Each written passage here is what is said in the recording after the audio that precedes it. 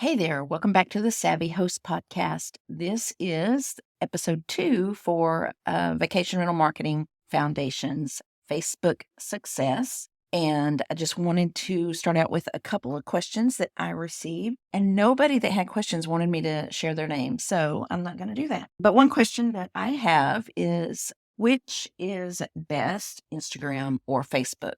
If you're just going to have one, which one should you concentrate on? And that is a very hard question because it really depends on you, how much time you have, and how much content that you have. If you're going to be using Instagram, then you need to either have content that you've created on your own. By content, photos, videos, you have to use photos or videos there. Or you have to have what's called user-generated content. So that would be if you have people that have stayed with you and want to share their content.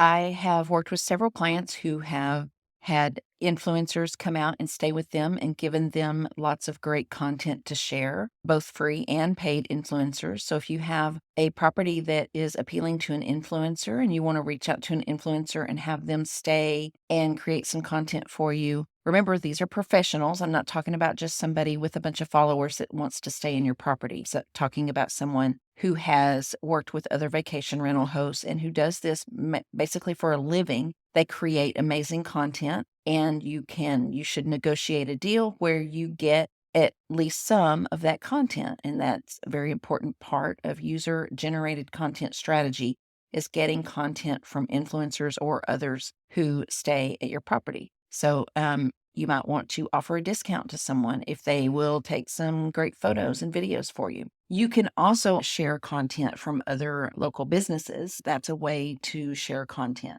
What you can't do if you're using Instagram is you can't really just use quote graphics or made up graphics. So if you don't have that, and if you don't have the bandwidth for that, then I would suggest you start with Facebook.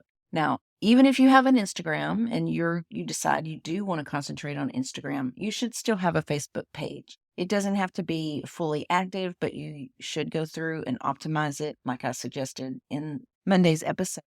But what you want to do is make sure that it's there in case somebody on Facebook finds it or sees it. And then you can still share some content from Instagram to Facebook. So you can connect the two. You can connect your Facebook to your Instagram so that when you share something on Instagram, it will go to Facebook. I don't advise doing that a lot. I still think you could probably come up with another 10 minutes once or twice a week to post something on Facebook. However, I know that's hard. So the answer to the question is, it depends. If you're more comfortable with Facebook and you feel like Facebook is the thing for you and your audience, then definitely concentrate on Facebook. If you're going to do that, though, you have to remember that you have to concentrate and work hard getting followers and getting people to come back to your Facebook page. It's not as easy as it used to be. And so you have to go out proactively and engage with people. You have to follow other businesses, engage with their customers, follow other vacation rentals and engage with their customers. Follow your local newspaper or CVB or resorts, anywhere where you can go out and answer questions and help people and then bring them back to you. You should also be using your personal profile as much as possible to share your knowledge in Facebook groups and to share your posts with your personal community. That will help you get some traction going. One thing you want to know is Facebook has an algorithm. If you understand algorithms, that every business has a way of determining which posts and content, even Airbnb algorithm, which posts and content show up first. And one of the things about the Facebook algorithm is they show content to people who have shown interest in either that person or similar content. In order for Facebook to start showing your content to people, then other people have to show interest in it. A real quick strategy to help you with that is, if you're going to post something on Facebook, post that at a prime part of the day when people are active on Facebook. So that's usually mornings and afternoons. So usually between 7 and 8:30, 7 and 9 a.m., you can schedule posts in advance for Facebook. And then also, again, in the evenings between 6 and 10 p.m. So you want to schedule them for that time of day when people are active, and you want to share it in other places right away. So if your post goes out at 7 o'clock in the morning, you want to go into your Facebook and you want to share that post to your stories. You want to share that post to your Facebook, your personal Facebook friends. Maybe you have a group or you're in a group where you can share that post. You need to be sharing it because when Facebook sees that little bit of interaction, then they're more likely to send that interaction to the next people. They're more likely to show it. Another quick thing I want to mention about Facebook posts and the Facebook algorithm is they do not like links that take people off of your site, off of their site, off of Facebook. So do not post links to your property or to your website in the actual post content. So what you would do is you would say, hey, I wrote this great blog post today. It's about this and this. If you want to see it, hit me up in the DMs and I'll share the link. Or you can say I'll put the link in the comments.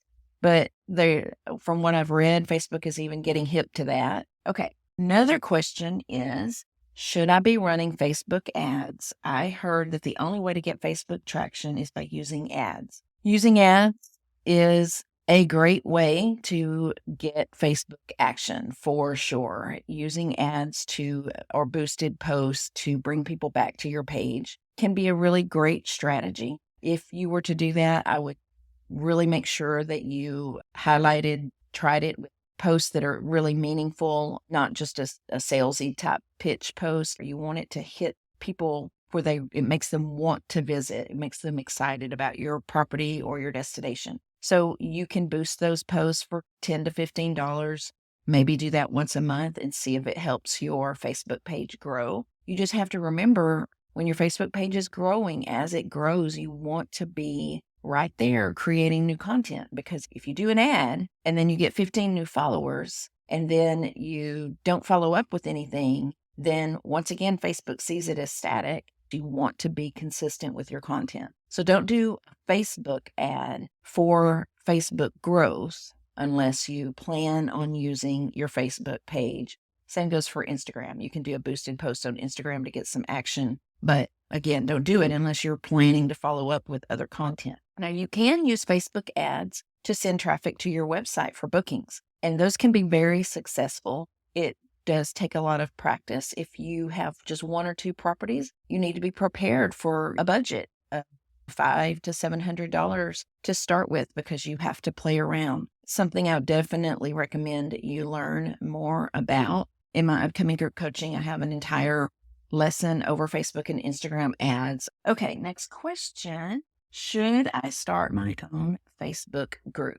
I say yes, if there's a caveat to that. I say yes, definitely start your own Facebook group if you have the bandwidth to keep it going. That means you're going to be posting in it a couple times a week, posting images, posting content, and you need to sell that group to others. If you're going to make a Facebook group, make it public. Make sure that it's public, but where you can keep people from joining, you as the admin have to give permission to people to join. And the reason for that is because there's so many spammers out there in Facebook land. I have several groups, and one of my groups has, I think, 17 or 18,000 people in it. And it is a BITCH to keep the spammers out of that group. So you want to be sure, if you're going to create a Facebook group, again, that you have the bandwidth to manage it. But you can make it and have it there and add some photos, add a nice cover photo, put in some about information, and then put in resources.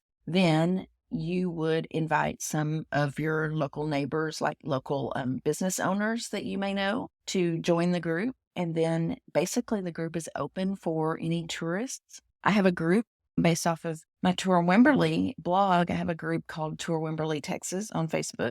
3,800 people in this group. So, answer your question, should you have a Facebook group? I think it's a great idea to start your own group. You can invite your previous guests. You can invite your friends and family. You can invite your local businesses. And you can invite other vacation rentals if you want to, but you don't have to. You can be the only vacation rental in the group. Okay, so I did want to mention that I had a lady reach out. Her name's Julie. She's from dragonflytrailstexas.com, and she has, I think, 4 cabins. And she reached out to me and let me know that she had listened to the episode on Monday. She followed some of my advice. She's still working on some of it. but that she's already started seeing traction and getting a following. So I am pretty excited about that. Cabins at Dragonfly Trail is her Facebook page name. So why don't y'all go over there and give her page a like, and maybe she'll like you back. Okay, that is all for today. I hope if you have any other questions about Facebook marketing that you will get in touch with me. Feel free to send me an Instagram or Facebook DM, send me an email, however you want to get in touch with me, except for LinkedIn because I won't see it for 3 weeks. Okay, y'all have a great day, and I'll be back on Monday with another episode in the Vacation Rental Marketing Foundation series. Bye.